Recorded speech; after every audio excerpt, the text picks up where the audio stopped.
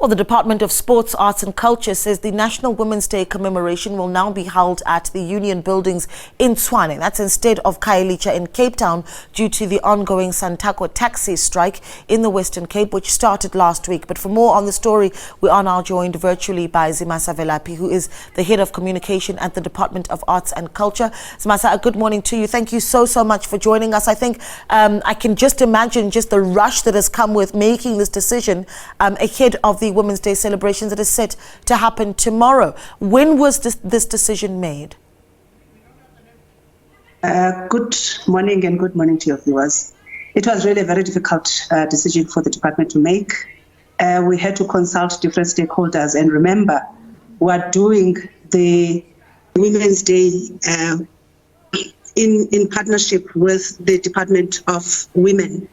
So it had to be a decision that was made after consultations, and it was actually made late last night, around about 5 o'clock.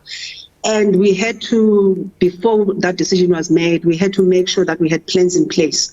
So one of those decisions or consultations that were made was to then engage the Department of Gauteng, Sports, Arts and Culture, as well as the Premier's Office, and see if we could piggyback on their event, which was going to take place anyway tomorrow at the Union Buildings. Yeah, so let's talk about then what the program looks like tomorrow at the Union Buildings. Okay.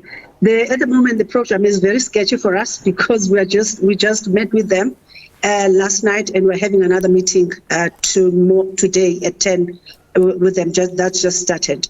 It's going to start at 7 o'clock in the morning with a parade from the women's prison in Tshwane to the Union Buildings. And of course, the official program will be addressed by the president of the country, will take place, will start at 11 o'clock, like it would have in Cape Town.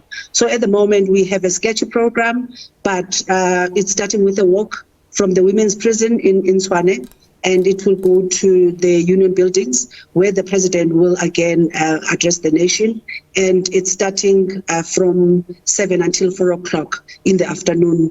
It will close with a cultural program around about between 3 o'clock and 4 o'clock at the Union Buildings. Well, will you talk to me about the information that you have received then as the department about really what the situation is really looking like? I know that obviously the move to decide to hold the Women's Day commemorations at the Union Buildings instead of Khayelitsha is as a result of the taxi strike. But what's the communication that you're receiving about just how serious the security threat actually is in Khayelitsha at the moment? Yesterday, we actually received, like the rest of South Africa, a schedule of areas that were high-risk areas. And as I'm aware, I'm sure you're aware that some of them were in red, and Khayelitsha was one of those areas. The cluster, the net joints, the security cluster is sitting at the moment to also then tell us in terms of the details of how serious this threat was, but they advised us that there is no way that they could allow people to go to Khayelitsha, because then we would be putting people's lives at risk, including those of the people in Khayelitsha. So for us, we were advised that it's a high-risk area, and as a result, we could not go there.